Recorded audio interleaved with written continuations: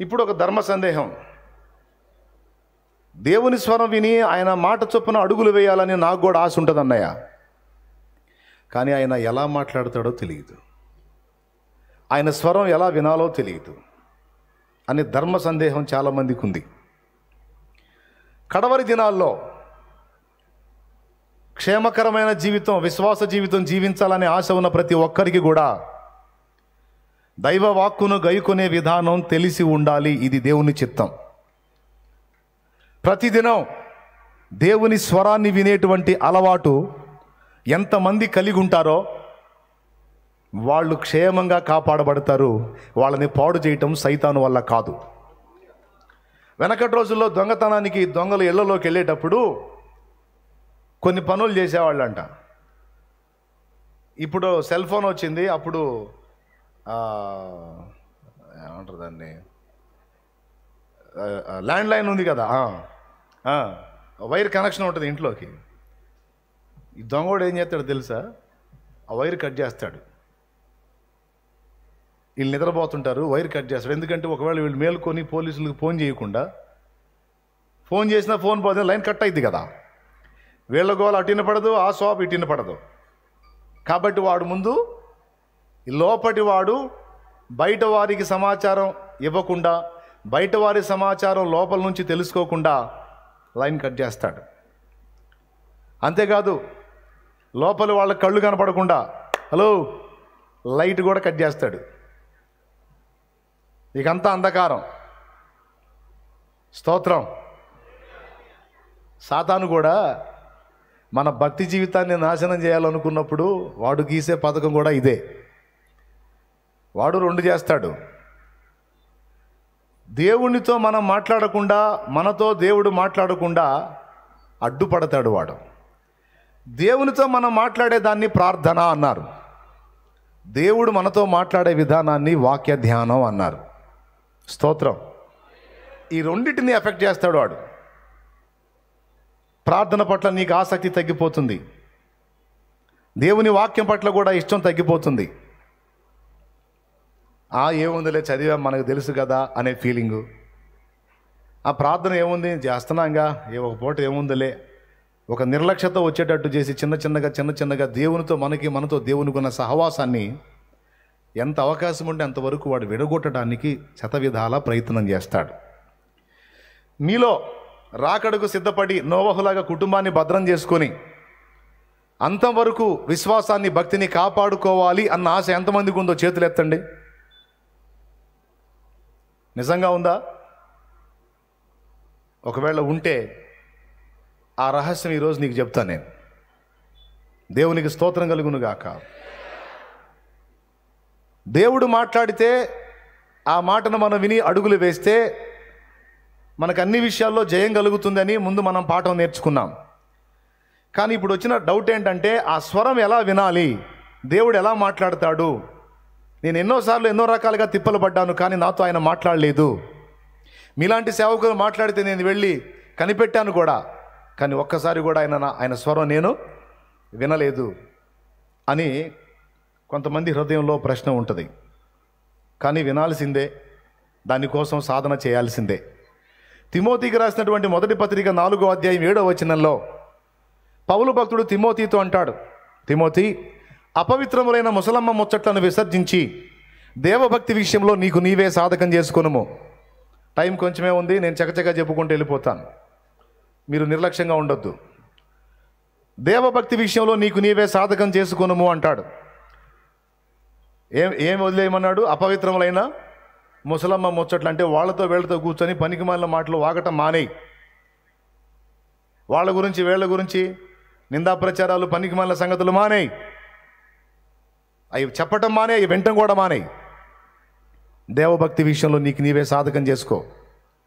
ఈ లోక సంబంధమైన సాధకం కొంచెం మటుకు ఇప్పటి జీవం విషయంలో ప్రయోజనం అవుతుంది, కానీ దేవభక్తి ఇప్పటి జీవం విషయంలోనూ రాబో జీవం విషయంలోనూ వాగ్దానంతో కూడిందైనందున అది అన్ని విషయాల్లో ప్రయోజనం. కాబట్టి భక్తి సాధన చేసుకోయా.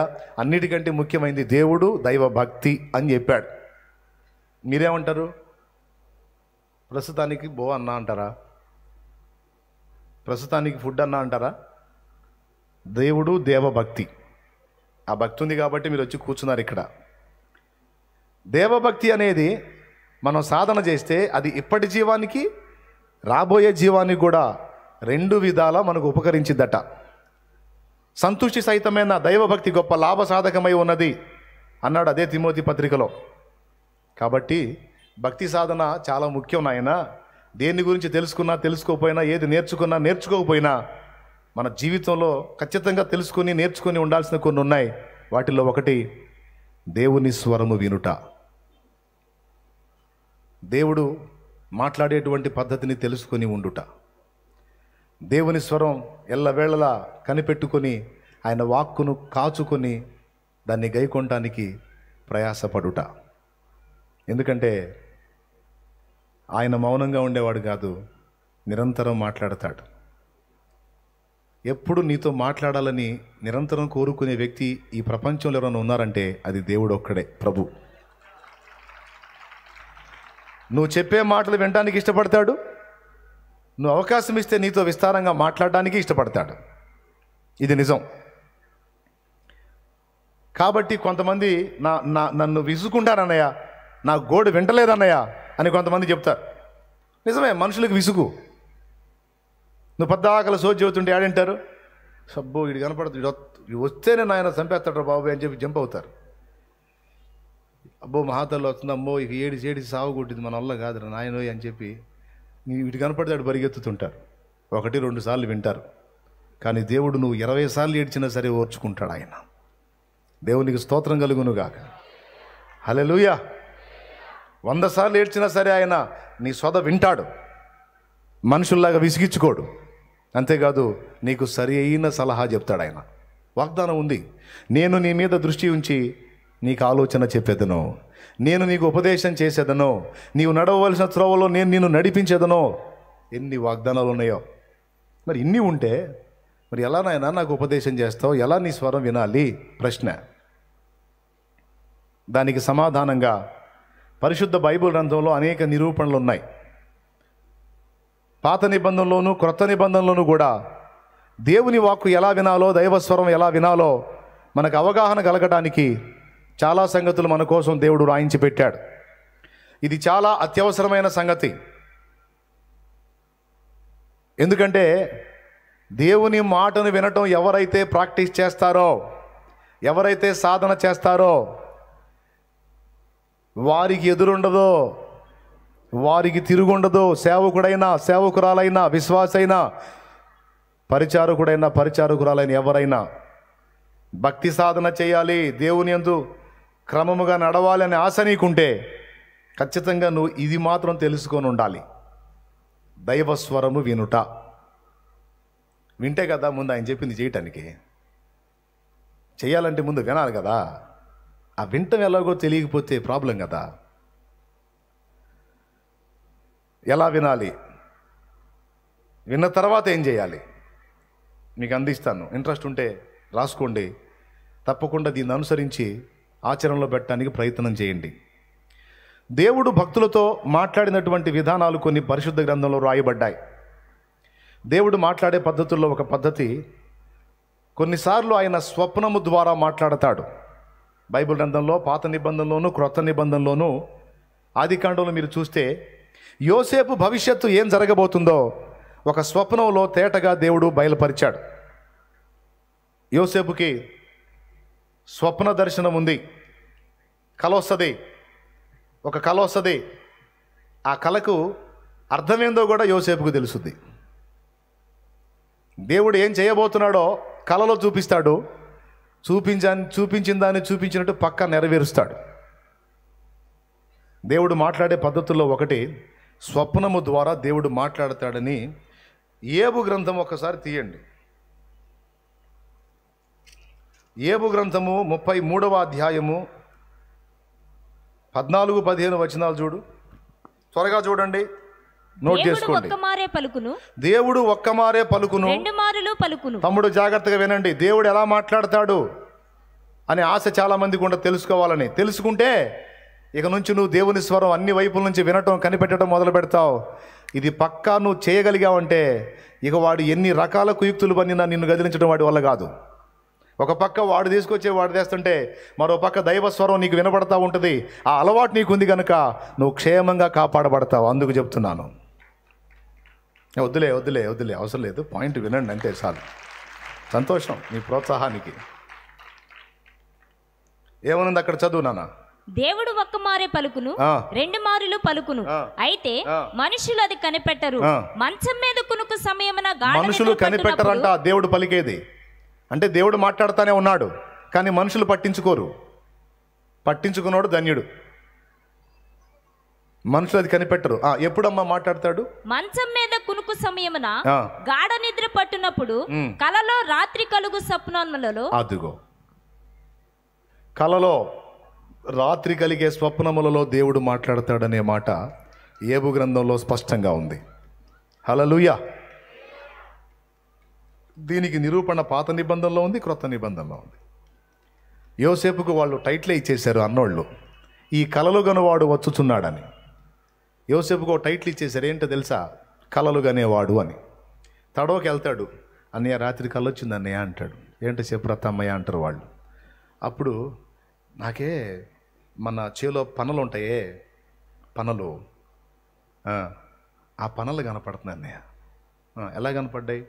మరే మధ్యలో ఒక చిన్న పని ఉంది అన్నయ్య, నిలబడి 11 పనలు దాని చుట్టూ సాష్టాంగ పడుతున్నాయి అన్నయ్య. అట్లా చూపించాడు దేవుడు నాకు. అర్థం ఏందో చెప్పురా. అర్థమేముంది అన్నయ్య? అసలు దాని అర్థం ఏందని నేను దేవుని ముందు కనిపెడితే దేవుడు బయలుపరిచాడు అన్నయ్య. ఏంటిది? నిలబడ్డ పని ఎవరో తెలుసా? నేను. సాష్టాంగ పడ్డ పనులు ఎవరో తెలుసా? మీరే. ఇదేందన్నయ్య నాకు మీరందరూ నాకు కాలు మొక్కుతున్నారా అన్నయ్య? అప్పుడు వాళ్ళకి ఎట్టుంటుంది? అబ్బాయి కళ వచ్చిందంటరా, మొక్కండ్రా కాలు మొక్కండి అని కాలు మొక్కుతారా, తల తనుదని ఉంటారా? దేవునికి స్తోత్రం. ఏం చేసి ఉంటారు కదా? కానీ యోసేపుకు వచ్చిన ఆ స్వప్న దర్శనం జరిగిందా లేదా? పక్కా. అది పాత నిబంధన యోసేపు స్టోరీ. క్రొత్త నిబంధనలో కూడా యోసేపుకు కలలో దేవుడు మాట్లాడాడు. స్వప్నములో దేవుడు యోసేపును హెచ్చరిస్తాడు. ఎందుకంటే యోసేపు మరియను ప్రదానం చేసుకున్న తర్వాత ఆమె గర్భవతిగా ఉంటుంది.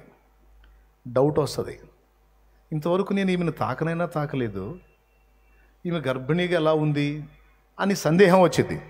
వచ్చినప్పుడు యోసేపు ఆలోచనలో పడతాడు. నేను ఈమెని పబ్లిక్ చేశాను అనుకో, రాళ్లతో కొట్టి చంపేస్తారు. ఎందుకు పాపం ఆమెను అవమానపరిచేది, ఆమెను చంపేది? సరే రహస్యంగా వదిలేద్దామని అనుకున్నాడు, నీతిమంతుడు కనుక. నలుగురిలో ఆరడిపరచడం ఎందుకు? సరే ఏదో తేడా పడినట్టు ఉందిలే, పోనీ రహస్యంగానే ఉంచుదాం అనుకున్నాడు. దూత ప్రత్యక్షమై, యోసేపు, మరియ గర్భం ధరించినది మనుషుని వల్ల అయినది కాదు, పరిశుద్ధాత్మ శక్తి ద్వారా ఆమె కన్య. వాస్తవంగా ఆమె గర్భవతి అయింది. పరిశుద్ధాత్ముడే ఆమె గర్భంలో ఒక పిండాన్ని రూపుదిద్దాడు. ఆ పిండం ఎవరో కాదు, లోకం మొత్తానికి రక్షకుడుగా, అందరినీ రక్షించబోతున్న రక్షకుడే ఆమె కడుపులో ఉన్నాడు. కాబట్టి ఆమెను చేర్చుకున్నట్టుకు భయపడవద్దు అంటాడు.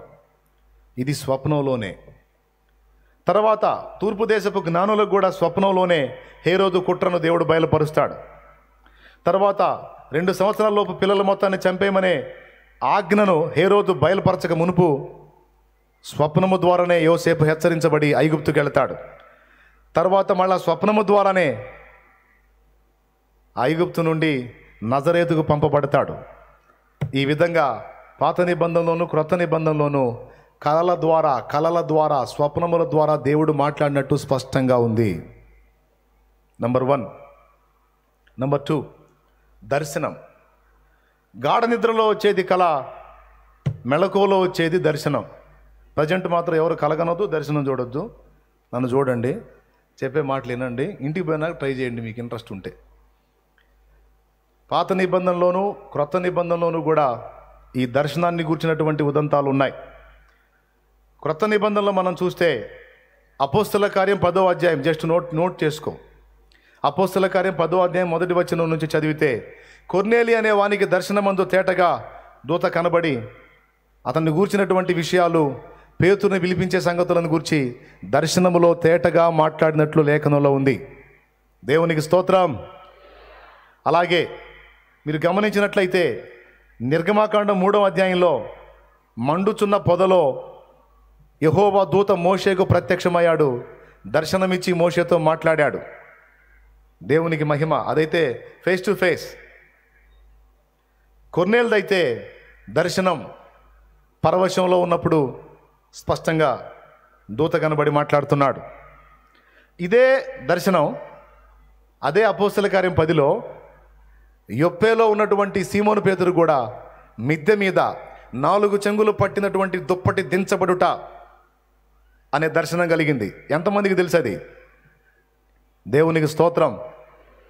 సో ఆయన మోకాళ్ళుని ప్రార్థనలో ఉన్నాడు, పరవశుడై ఉన్నాడు, ఆయనకు దర్శనం కలిగింది. ఇక్కడ కూడా కొర్నేలి ప్రార్థనలో ఉన్నాడు, పరవశంలో ఉన్నాడు, దర్శనం కలిగింది. బాగా ప్రార్థనలో దేవునికి మనసును కనెక్ట్ చేసినప్పుడు, దేవుడు ఏదైనా మనకు చెప్పాలనుకుంటే, సూచించాలనుకుంటే దర్శనము ద్వారా మనకు బయలుపరచడం అనేది ఉంది అని బైబిల్ సాక్ష్యం ఇస్తుంది. యోహాను రాసిన ప్రకటన గ్రంథం మొత్తం కూడా ఆయన చూసిన దర్శనమే. ప్రభు దినమందు నేను పరవశుడనై ఉండగా ప్రభువు నాకు కొన్ని దర్శనములు బయలుపరిచాడు, నన్ను తీసుకెళ్ళి చూయించాడు. యెహెజ్కేలు చూసినవన్నీ దర్శనములే, యెషయా చూసినవి దర్శనములే. ఇలాగా దర్శనము ద్వారా దేవుడు మాట్లాడతాడు.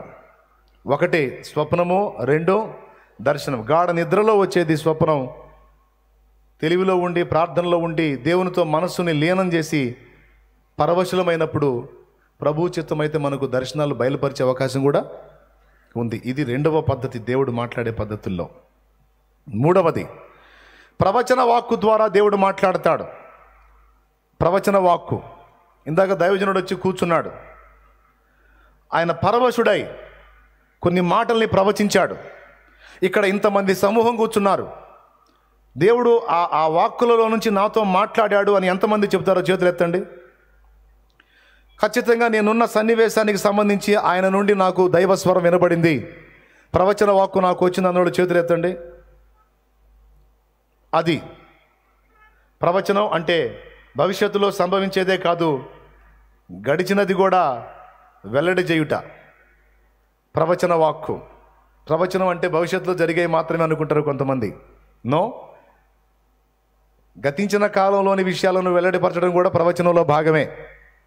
ఇది కొరింథీయులకు రాసినటువంటి మొదటి పత్రిక 14వ అధ్యాయం మీరు చదవగలిగితే అందులో ఈ మ్యాటర్ మీకు దొరికింది. సంఘమంతా కలిసి ప్రవచిస్తుండగా మారు మనసు పొందనివాడు, అన్యుడైన వాడు ఒకవేళ మీ మధ్యలోకి వస్తే అతడు అందరి చేత బోధింపబడిన వాడై, హెచ్చరింపబడిన వాడై తన పాపములను గుర్తు చేసుకొని పశ్చాత్తాపడి ప్రభు మీ మధ్య ఉన్నాడని గుర్తెరిగి సాష్టాంగ పడతాడు అనండి. అంటే ప్రవచనం ద్వారా భవిష్యత్ సంభవాలే కాదు, గడిచిపోయిన విషయాలు కూడా బయలుపరిచే అవకాశం ఉంది, మాట్లాడే అవకాశం ఉంది. స్తోత్రం చెప్పండి, గట్టిగా చెప్పండి.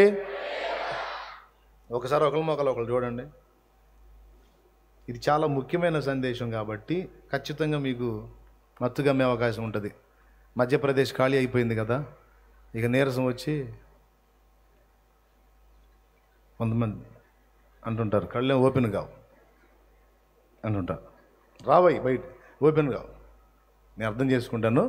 ఒకసారి అందరూ పలకరించండి, ఏం కాదు, సిగ్గుపడవు. అక్కడ మన పెళ్లి చూపులేం కాదు కదా, పలకరించండి. బాగున్నారా, వందనాలు అనండి. చేతులు, కరోనా భయం లేదుగా, చేతులు కలపండి. అందరూ వినాలా, తెలుసుకోవాలా, దేవునితో కనెక్ట్ అవ్వాలి. అది నా కోరిక. ఎందుకంటే నేను భక్తి జీవిత ఆరంభంలో ఉన్నప్పుడు ఈ సందేశం నా దృష్టిలోకి తీసుకొచ్చాడు దేవుడు. అందుకు చెప్తున్నాను మీకు నేను. ఇది దైవస్వరం వినటం అనే ప్రాముఖ్యమైన సత్యాన్ని నా దృష్టిలోకి దేవుడు తీసుకొచ్చినందున ఇన్ని సంవత్సరాలు ఎన్నో ఆటుపోట్లు వచ్చినా కింద పడకుండా అలా నిలిచి ఉండడానికి కారణం ఈ ఉపదేశం నా గుండెల్లో ఉండటమే. అది అసలు సంగతి. చాలు, చాలా సంతోషం. ఓకేనా? మూడవది ప్రవచనం. ఈ ప్రవచనం అనేది కొన్నిసార్లు నలుగురుగా కలిసి ప్రార్థన చేస్తున్నప్పుడు ఎవరైనా పరవశులై ఉంటే వాళ్ళ నుండి పరిశుద్ధాత్మ పలికించే అవకాశం ఉంది. కొన్నిసార్లు ఈ ప్రవచన వాక్కు నలుగురుగా కూడి ప్రార్థన చేస్తున్నప్పుడు రావచ్చు, లేదా నువ్వు దేవుని మందిరానికి వెళ్ళినప్పుడు ఉపదేశానికి నిలబడ్డ దైవజనుని నోట నుండి కూడా నీకు ప్రవచన వాక్కు రావచ్చు. Praise the lord. నలుగురుగా కూడినప్పుడు వచ్చిద్దా అంటారేమో. క్రొత్త నిబంధనలో పౌలు కాలంలో అగబు అనే ఒక ప్రవక్త ఉన్నాడు. ఆయన పౌలు దగ్గరకు వచ్చి పౌలు నడికట్టు తీసుకొని తన చేతులను బంధించుకొని యెరూషలేములో ఈ నడికట్టు గల మనుషుని ఇలాగు బంధించి అన్యజనుల చేతికి అప్పగింతురని పరిశుద్ధాత్మ తేటగా చెబుతున్నాడు అని ప్రవచిస్తాడు. తర్వాత మనం గమనిస్తే పౌలుకు అలాంటి అనుభవమే ఎదురైంది అక్కడ. సో ఆ జరగబోతున్న సంభవాన్ని ముందుగానే అగబు ప్రవచిస్తాడు. ఇప్పుడు ఈ ప్రవచన వాక్కుని గురించి మాట్లాడేటప్పుడు కొంతమంది ప్రవచించే ప్రవచనాలు గుర్తొస్తాయి. మా ఇంటి పక్కన ఒక ఆమె ప్రవచిస్తుందండి అని. దానికి కూడా సమాధానం చెబుతా. అర్థమైందా? ఇప్పుడు నేను ఎన్ని పద్ధతులు చెప్తున్నానో అన్ని పద్ధతుల్లో సైతాను కూడా మోసం చేసే అవకాశం ఉంది. స్తోత్రం. దాన్ని కూడా చెప్తాను. కొంతమంది ప్రవక్తలు ఉంటారు, మన ఇళ్ళ పక్కన ప్రవక్తలు. వాళ్ళ ప్రవచనాలు ఎలా ఉంటాయి తెలుసా? నీకు ఆమెకి మంచి అనుబంధం ఉన్నంతసేపు నీకు అనుకూలంగా ప్రవచనం వస్తుంటుంది. నీకు ఆమెకి గొడవ అయిందనుకో, నీ భర్త కూడా నీ పక్కన ఉన్నప్పుడు కుమారి నీ పాపాన్ని ఒప్పుకో, మారు మనసు పొందు, హల్లెలూయా గ్లోరీ అంటుంది. ఇక భర్త చూస్తాడు ఎగాదిగా, నీ రహస్య పాపాన్ని ఒప్పుకో కుమారి. ఇంటికి తీసుకెళ్ళి చెప్పు, ఏంటి దేవుడు మాట్లాడాడు కదా, సమాధానం చెప్పు అంటున్నా. ఏం మాట్లాడాడు? వినపడలేదా? ఆమె ఏదో చెప్పిద్దిలే. ఆమె దైవజనురాలని చెప్పింది నువ్వు, ఆమె నోట దేవుడు మాట్లాడతాడని చెప్పింది నువ్వు, ఆమె ఏది మాట్లాడితే అది ప్రవచనం అని చెప్పింది నువ్వు, అది సత్యం అని చెప్పింది నువ్వు. ఆమె అంతే మాట్లాడేది అంటున్నావు ఏంది? చెప్పు, మ్యాటర్ చెప్పు. ఏం చేస్తున్నావు చెప్పు. పొద్దున పోయి సాయంత్రం వస్తున్నా నేను. చెప్పు. నేనేం చేసేది ఏందండి? ప్రార్థన చేసుకుంటున్నాను. నేనేం చేసి దేవుడు అబద్ధం ఆడతాడా? ఇక తర్వాత మీరు ఊహించుకోండి ఏం జరిగిద్దో. అట్లా కాపురాలు పోయిన ప్రవచనాలు కూడా ఉన్నాయి. స్తోత్రం. అర్థమైందా? పైసలు ఇచ్చినప్పుడు ఒక టైపు ప్రవచనం, పైసలు లేనప్పుడు ఇంకో టైపు ప్రవచనం, సమాధానం ఉన్నప్పుడు ఒక టైపు ప్రవచనం, సమాధానం జడితే ఇంకో టైపు ప్రవచనం. Very danger. సందర్భంలో ఇవి కూడా అన్నీ మిక్స్ అవుతాయి కాబట్టి మొత్తం ఎత్తుకున్నా. ఓకేనా? మీరు నాకు మంచి ధైర్యం ఇచ్చారు వాక్యం చెప్పుకొని పోదామని. శుభ్రంగా ఇందాకనే ఎందుకు లేని అన్నట్టయితే వదిలేసేవాడిని. స్తోత్రం. చెప్పాలి గట్టిగా. ఇది అవసరమా అనవసరమా? అవసరమైతే చేయొచ్చు, అది దించేసేయి, టైం లేదు. చెప్తా. ప్రవచనం ద్వారా వాక్యంలోంచి మాట్లాడుతున్నట్టు దేవుని వాక్కు స్పష్టంగా ఉంది. పాత నిబంధనలో ఉంది, క్రొత్త నిబంధనలో కూడా ప్రవచనం. బైబిల్ గ్రంథం అంతా కూడా ప్రవచన వాక్యమే. స్తోత్రం. యేసుక్రీస్తు పుట్టక మునిపే ఆయన ఎలా పుడతాడో యెషయా చెప్పాడు. ఇదిగో కన్యక గర్భవతి కుమారుని కనును, ఆయనకు ఇమ్మానుయేలు పేరు పెట్టుదురు అన్నాడు. యేసుక్రీస్తు కంటే ముందటివాడు ఆయన. దాదాపు 700 సంవత్సరాల కంటే పైచిలుకు ముందటివాడు ఆయన యెషయా భక్తుడు. 700 సంవత్సరాల తర్వాత జరగబోయేటువంటి సంభవాలన్నింటినీ కూడా చాలా అద్భుతంగా ప్రవచించాడు ఆయన. యెషయా గ్రంథం 7వ అధ్యాయంలో కన్యక గర్భవతి అయి కుమారుని కనును, అతనికి ఇమ్మానుయేలు పేరు పెట్టుదురు అన్నాడు. యెషయా గ్రంథం 9లో ఏలయనగా మనకు శిశువు అనుగ్రహించబడిను, మనకు కుమారుడు అనుగ్రహించబడిను, మనకు శిశువు పుట్టెను, అతని భుజముల మీద రాజ్యభారం ఉండునని యేసును గూర్చే ప్రవచిస్తాడు. అదే యెషయా గ్రంథం 53లో యేసు శిలువ బలియాగం చాలా స్పష్టంగా ముందే ప్రవచించినట్టుగా యెషయా గ్రంథం 53లో మనం చూస్తాం. కాబట్టి భవిష్యత్తులో జరగబోయే సంభవాలు ప్రవచించిన ప్రవచనాల గుర్తులు బైబిల్లో ఉన్నాయి. కాబట్టి ప్రవచన వాక్కు ద్వారా కూడా దేవుడు మాట్లాడతాడు. ఈ ప్రవచన వాక్కు భక్తి కలిగిన వ్యక్తుల ద్వారా నీకు అందొచ్చు, లేదా దైవజనుడు ఉపదేశానికి ఉపక్రమించినప్పుడు దైవజనుని నోట నుండి కూడా నీకు ప్రవచన వాక్కు రావచ్చు. ఓకే. 3. 4వది దేవుడు మాట్లాడే పద్ధతిలో 4వది, ప్రేరేపణ ద్వారా ఆయన మాట్లాడతాడు. ప్రేరేపణ ద్వారా మోషే ప్రత్యక్ష గుడార నిర్మాణానికి పూనుకున్నప్పుడు దేవుడు వారి మనసులను ప్రేరేపించిన కొలది వారు తీసుకొచ్చి మోషేకి అమౌంట్ ఇచ్చారంట, వెండి బంగారులు వాళ్ళ కలిగిన సమస్తం. అలాగే ఎజ్రా గ్రంథం 1వ అధ్యాయం 1వ వచనం మీరు చూడగలిగితే, రాజైన కోరేషు మనసును దేవుడు ప్రేరేపింపగా అని ఉంటుంది. 4వది, ప్రేరణ ద్వారా ఆయన మాట్లాడతాడు. వాస్తవంగా రోజు కూటానికి వస్తున్నావు, విను, రోజు కూటానికి వస్తున్నావు.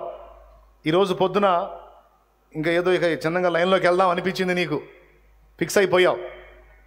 ఇంకేం పోతావులే, 3 రోజుల నుంచి వెళ్తున్నాగా కూటానికి, పొద్దున పోతున్నావు, సాయంత్రం పోతున్నావు, ఇక ఆఖరి రోజుగా ఇంకేముందిలే, ఇక ఈరోజు బాగుపోతే ఏం పోయిందిలే, ఇక 3 రోజుల నుంచి పనులు మానుకొని ఉన్నాం, వెళ్దాంలే, ఇంకా ఏదో తిప్పలు పడాలి కదా, పొట్ట తిప్పలు పడాలి అన్నట్టుగా అనిపించి ఫిక్స్ అయ్యావు. కానీ రెడీ అవుతుండగానే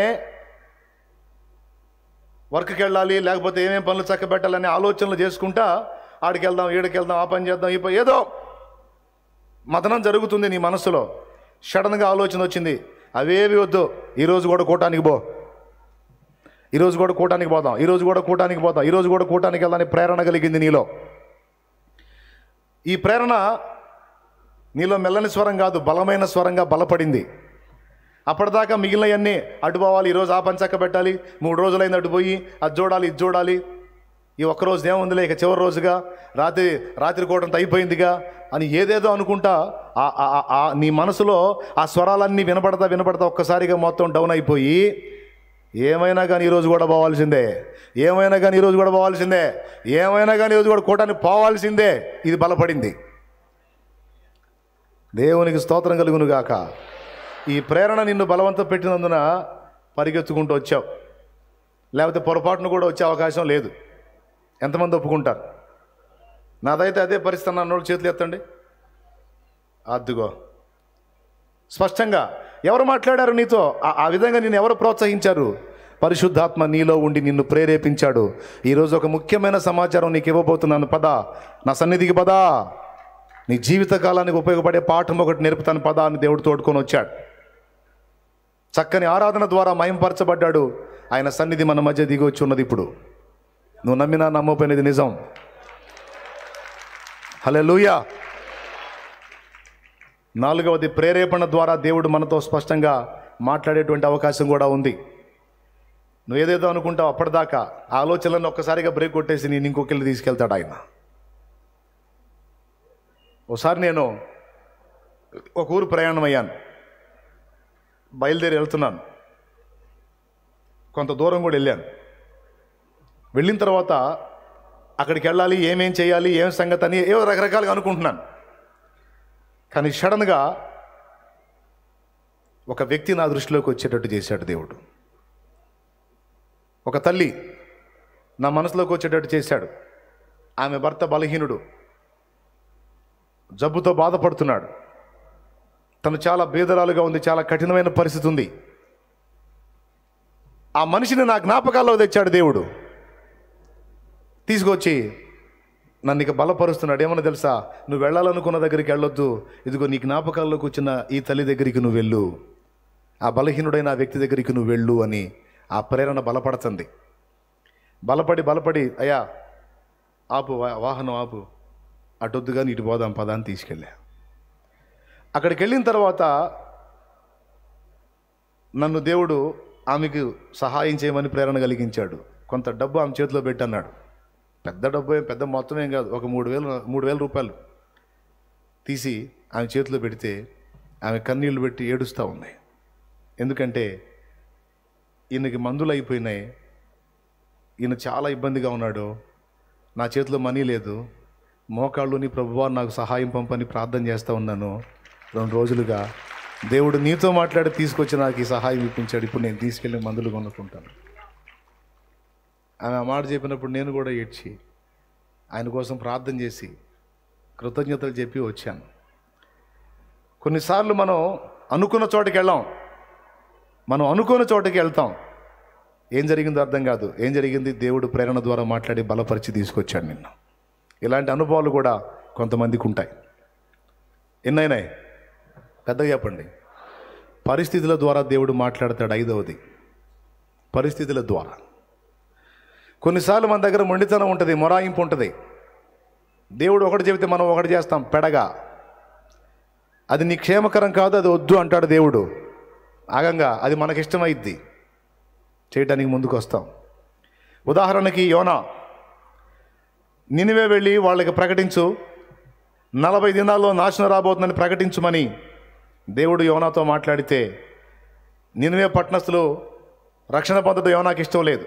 అష్షూరీయులు వాళ్ళు, ఇశ్రాయేలుకు శత్రువులు, వాళ్ళు నాశనం కావాలా, నేను పోయి చెప్పను అని పోయి తర్షీషు వెళ్ళేటువంటి ఓడ ఎక్కుతాడు. తర్వాత ఏం జరిగిందో మీకు తెలుసు.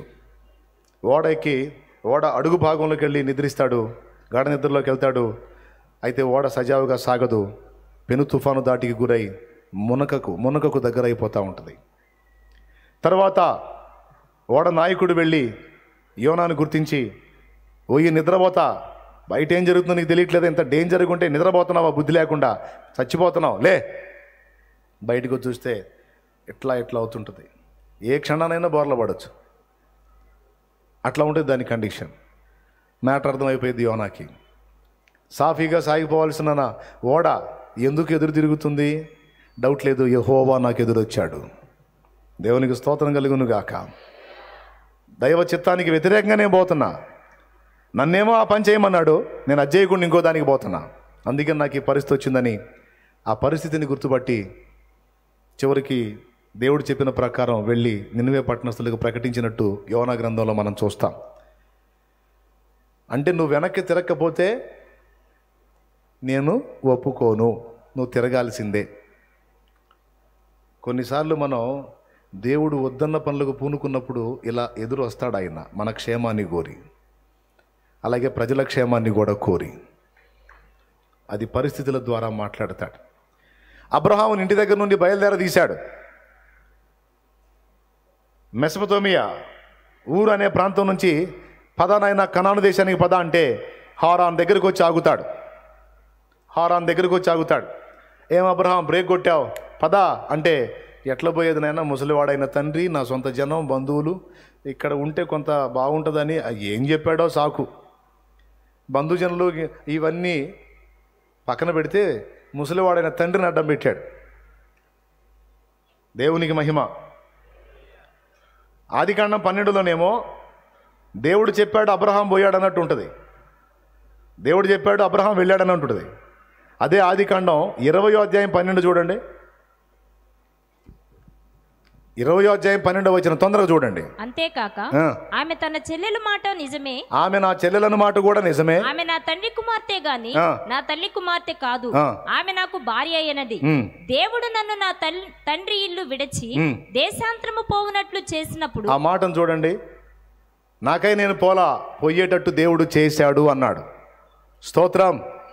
అంటే దీని అర్థం ఏంటో తెలుసా? దేశాంతరం పోవునట్లు వెళ్ళే పరిస్థితి, గతి లేని పరిస్థితి, గత్యంతరం లేని పరిస్థితి ఒక దశలో అబ్రహామును చుట్టుముట్టేటట్టు దేవుడు చేశాడు. మా నాన్నని సాగు చెబుతున్నాడుగా, తెరహు నువ్వు వచ్చే నాన్న అన్నాడు. నీకంతే తెర వెళ్ళిపోయాడు. ఇంక ఇప్పుడు ఏమని అడ్డం పెడతాడు? ఇంకా కదిలాడు, వాగ్దత్త దేశానికి చేరాడు. ఇక తర్వాత సంగతి మీకు తెలుసు. పరిస్థితుల ద్వారా దేవుడు మాట్లాడతాడు. ఎన్ని? 5. 6వది, కొన్నిసార్లు దేవుని వాక్యం మనం చదువుతున్నప్పుడు, ప్రతిరోజు అలవాటుగా మనం దేవుని వాక్యం చదువుతున్నప్పుడు ఆ వాక్యములో నుండి మనతో మాట్లాడతాడు. ఎన్నోది ఇది? 6. 7వది, కొన్నిసార్లు విపత్కర పరిస్థితుల్లో ఏ దారితెన్ను అర్థం కాదు, టెన్షన్ స్టార్ట్ అయింది, గుండెదడ పెరిగిపోతూ ఉంటుంది. అలాంటి పరిస్థితుల్లో కూడా వాక్యమే మనకు దిక్కు, ఆదరణ. కొన్నిసార్లు దేవుని వాక్యాన్ని విప్పుట ద్వారా కూడా కొన్ని వచనాలలో నుండి మనతో మాట్లాడతాడు. ఇది లూకాసు వార్త 4లో యేసు ప్రభు దగ్గరే కనపడిద్ది. ఆయన సమాజ మందిరం దగ్గరికి వెళ్ళి గ్రంథపు చుట్ట ఆయనకి ఇవ్వగా ఆయన గ్రంథమును విప్పుతాడు. అందులో యెషయా గ్రంథంలోని కొన్ని వచనాలు కనబడతాయి. ఆ వచనాలే కనబడతాయి, అవి ఆయన గూర్చిన వచనాలే, ఆయనకు సంబంధించిన వచనాలే. డైలీ పోర్షన్లో ఒకటిగా రాదది. ఓపెన్ చేసినప్పుడు అది కనపడిద్ది. కొంతమంది ఒప్పుకోరే, లాటరీ టికెట్ లాగా లాగితే వచ్చిద్దా ఏందంట. నమ్ముట నీ చేతనైతే నమ్మువానికి సమస్తము సాధ్యమేనని రాస్తుంది. అనుమానపడేవాడికి ఏది జరగదు. విశ్వాసంతో దేవుని వెతికేవాడికి తప్పకుండా ఆయన వాక్కు దొరుకుతుంది. దేవునికి స్తోత్రం కలుగునుగాక. కాబట్టి వాక్ మనం క్రమంగా చదువుతున్నప్పుడు ఏ రోజుకి ఆ రోజు దేవుడు మనతో మాట్లాడతాడు. అలాగే కొన్నిసార్లు విపత్కర పరిస్థితుల్లో వాక్యమును మనం తీయటం ద్వారా కూడా దేవుని వాక్కు మనకు దొరికే అవకాశం ఉంది. ఎన్ని? ఒకళ్ళు 8 అంటున్నారు, ఒకళ్ళు 7 అంటున్నారు. 7. కొన్నిసార్లు డైరెక్ట్గా స్వరం కూడా వినిపించినటువంటి చరిత్ర బైబిల్లో ఉంది. పాత నిబంధనలో సమూయేలుని పిలుస్తాడు, సమూయేలు సమూయేలు అని. నూతన నిబంధనలో డైరెక్ట్గా ప్రభు ప్రత్యక్షమై సౌలా సౌలా నన్ను ఎందుకు హింసిస్తున్నావని సౌలుకు తన స్వరము వినిపించినట్టు క్రొత్త నిబంధనలో అపోస్తల కార్యం 9లో ఉంది. దీన్ని బట్టి మీకేమర్థమైంది? కొన్నిసార్లు డైరెక్ట్గా ఆయన స్వరంతో కూడా మాట్లాడే అవకాశం ఉంది. ఎన్ని? 8. కొన్నిసార్లు ఆత్మీయులైన సహోదరుల ద్వారా కూడా ఆయన మనతో మాట్లాడే అవకాశం ఉంది. మనల్ని ప్రేమించి భక్తి కలిగి ఉండి మన ఆత్మీయ క్షేమాభివృద్ధి కోసం ఆలోచించేటువంటి వ్యక్తుల ద్వారా, భక్తుల ద్వారా కూడా వారితో మనం సంభాషించేటప్పుడు కొన్నిసార్లు దేవుడు మనతో కొన్ని విలువైన సంగతులు మాట్లాడే అవకాశం ఉంది. 9. ప్రకృతి విపత్తుల ద్వారా ప్రపంచంతో మాట్లాడే అవకాశం ఉంది. మొన్న టర్కీలో కలిగినటువంటి భూకంపం ఒక హెచ్చరిక. నన్ను మించిపోయారు అనుకోవద్దు, సమస్తం నా గుప్పెట్లో ఉంది, అట్లా అన్నానంటే అయిపోతారు. వార్నింగ్. స్తోత్రం. ఇంతేకాదు, నలుగురిలో వివాదం అయినప్పుడు వివాదం పరిష్కారం కోసం కూడా దేవుడు మాట్లాడే పద్ధతిని ఒకటి సూచించాడు. అది చీట్లు వేయటం ద్వారా వివాదం అణిగిపోవుందని సామెతల్లో ఉంది. గొడవ లేకుండా ఇశ్రాయేలుకు చీట్లు వేసి యెహోషువ స్వాస్థ్యం పంచాడు. సంఘములో యూదా ప్లేస్లో మత్తీయను ఏర్పాటు చేయాలా లేకపోతే యూస్తుని ఏర్పాటు చేయాలా అన్న ప్రశ్న వచ్చినప్పుడు చీటీ ద్వారానే మత్తీయను ఎంపిక చేయటం జరిగింది. ఇదొక పద్ధతి. ఇప్పటికి ఎన్నైనాయి? 10 లేక 11? ఇప్పుడు చాలా రకాలు మీ ముందు తీసుకొచ్చి వినిపించాను. అందరూ విన్నారు కదా. దేవుడు మనతో ఎలా మాట్లాడతాడు అంటే ఒకే టైపులో మాట్లాడటానికి దేవుడు ఇష్టపడలేదు. ఇన్ని రకాలుగా భక్తులతో ఆయన మాట్లాడాడు. ఇంకా గట్టిగా చెప్పాలంటే 11వ టైపు చెప్తాను. కొన్నిసార్లు అడ్డగాడిద లాంటి వ్యక్తుల ద్వారా కూడా మనతో మాట్లాడతాడు. స్తోత్రం. ప్రవక్తతో గాడిద మాట్లాడలేదు.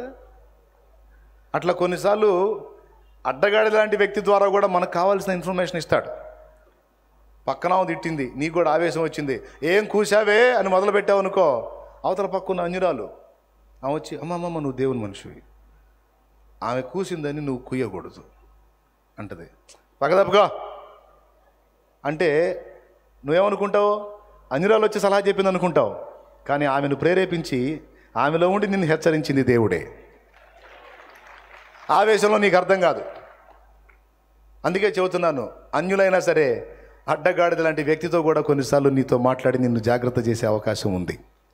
ఈ విధంగా 11 ఇంకా వెతుక్కుంటూ ఉంటే ఇంకా చాలా రకాలుగా దేవుడు మనతో మాట్లాడినట్టు గ్రంథంలో మనం చూస్తాం. అయితే ఈ సంగతి నేను మీకు ఎందుకు చెప్పాను ఈ ముగింపు కూటంలో అంటే, ఇప్పుడు ఇంటికి వెళ్ళిపోతున్నారు. ఈ ఇంటికి వెళ్ళిన తర్వాత రకరకాల స్వరాలు మీకు వినపడతాయి, రకరకాల పరిస్థితులు మిమ్మల్ని చుట్టుముడతాయి. ఇప్పటిదాకా మీరు విన్న మాటలన్నీ చాలా తేలిగ్గా కొట్టేసే అవకాశం ఉంది.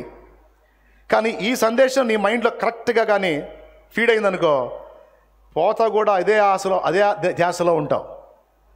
దేవుడు మాట్లాడతాడు. ఇక కనిపెట్టుకునే పనిలో ఉంటావు.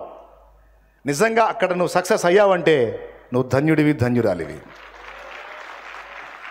గట్టిగా దేవుని మహిమపరచు. హల్లెలూయా, హల్లెలూయా. నువ్వు ఈ సాధనలో నువ్వు సక్సెస్ అయ్యావంటే ఇక నీకు తిరుగుండదు. అయితే ఇంకొక మాట, ఇప్పుడు నేను చెప్పిన ఈ 11, 12 రకాలుగా సైతాను కూడా మాట్లాడతాడు. వాయ్యా, మరి ఇప్పుడు ఇది ఎట్లా డీల్ చేసుకోవాలి? ఏది దయ్యపు స్వరమో ఏది దైవ స్వరమో ఎలా కనిపెట్టాలి? సింపుల్ చిట్కా. ఈ వాక్యాన్ని నీ దృష్టిలో పెట్టుకో. అవకాశం ఉన్నంత వరకు వాక్యం చదువు. నీ కళ్ళు సహకరించకపోతే పెట్టుకొని విను. కనీసం పరిశుద్ధ గ్రంథాన్ని 4 నుంచి 7 సార్లు మనస్ఫూర్తిగా చదువు. ఒక దీక్షగా పెట్టుకొని కనీసం 4 times 4 సార్లు పట్టుబట్టి చదువు. తర్వాత ఈ క్రమంగా చదువుకుంటా ఇక నీ జీవితకాలం ఈ గ్రంథం చదువుతానే ఉండాలి. ఎందుకంటే ఇది దేవుని మనస్సుని, దేవుని కదలికల్ని మనకు తెలిపే గ్రంథం. ఓకే, నువ్వు ఉన్నంత వరకు ఇది నీకు జీవాన్ని ఇస్తుంది, దేవుని ఆలోచనలు నీకు తెలియజేస్తుంది. కాబట్టి ఈ సంగతిని నిర్లక్ష్యం చేయొద్దు. ఈ గ్రంథాన్ని నువ్వు బాగా ధ్యానించగలిగితే నీకు వినబడే స్వరం దయ్యపు స్వరమా, దైవ స్వరమా, ఈ వాక్యంనే కొలబద్దగా పెట్టి నువ్వు తెలుసుకోవచ్చు. దేవునికి స్తోత్రం కలుగును గాక. దయ్యపు స్వరం అయితే అది వాక్య విరుద్ధంగా ఉంటుంది, వాక్యానికి భిన్నంగా ఉంటుంది, వాక్యం దాన్ని ఖండిస్తూ ఉంటుంది. దైవస్వరం అయితే వాక్యం ఇచ్చిన దేవుడు ఇందులో ఉన్నదానికి భిన్నంగా మాట్లాడాడుగా. దేవునికి స్తోత్రం. అర్థమైందా? ఏది దయ్యపు స్వరమో ఏది దైవ స్వరమో తెలుసుకోవాలి అంటే వాక్యమే పరీక్షా నాళిక. వాక్య ప్రకారం అది ఉన్నట్టయితే స్వప్న దర్శనం కావచ్చు, మామూలు దర్శనం కావచ్చు, నీకు వినబడ్డ ప్రవచనం వాకు కావచ్చు, ఇంటి పక్క ప్రవచనం కావచ్చు, ఇంటి వెనక ప్రవచనం కావచ్చు, ఎవరన్నా పలకని అయ్యగారి ప్రసంగం కావచ్చు, నీకు దైవస్వరం ఎన్ని రకాలుగా వినబడిందని అనిపించిందో అన్ని రకాల్లో ఈ వాక్యానుసారంగా అది ఉందా లేదా ఒక్కటిగా నువ్వు గ్రహించగలిగితే ప్రతి అడుగులోనూ నువ్వు దేవుని స్వరాన్ని గుర్తుపట్టి చక్కగా ముందుకు సాగిపోగలుగుతావు. ఎంతమందికి అర్థమైంది? ఇక నుంచి దీన్ని ఆచరణలో పెట్టండి. నా మైండ్ ఎప్పుడు అంతే ఉంటుంది.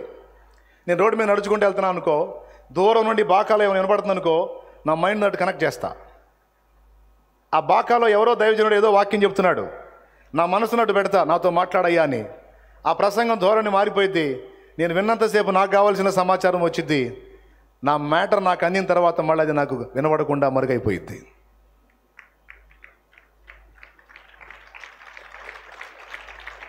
ఇంట్లోకి వెళ్ళి గదిలోకి వెళ్తా, గోడ మీద వాగ్దానాలు ఉంటాయి. ఒక్కోసారి మనసు కలత చెంది ఏదైనా కృంగిన స్థితిలో అట్లా గోడ వైపు చూశాను అనుకో, అక్కడ వాగ్దానంలో కరెక్ట్గా నేను ఏ వేదంలో ఉన్నానో దానికి ఆన్సర్ ఉంటుంది అక్కడ. ఇట్లా ప్రతి వైపు నుంచి కూడా ఆయన స్పర్శని, ఆయన కదలికల్ని గుర్తుపట్టి అడుగులు వేయగలిగితే నిన్ను చెడగొట్టడం ఎవ్వడి వల్ల కాదు.